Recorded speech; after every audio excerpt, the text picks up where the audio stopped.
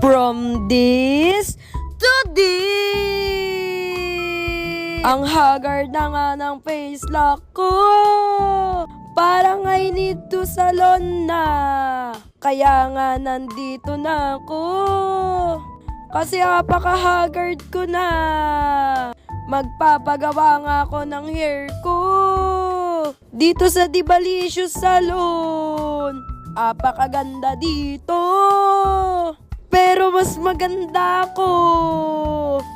Paano ba naman alagang Manix to? Ayan na nga at nilalagyan na nga ako dito ng gamot. Ano, hindi nyo afford, no? Teka lang, parang naging matanda ako dito. Ay, para lang pala akong may sakit. Teka lang, gumaganda na ba ako?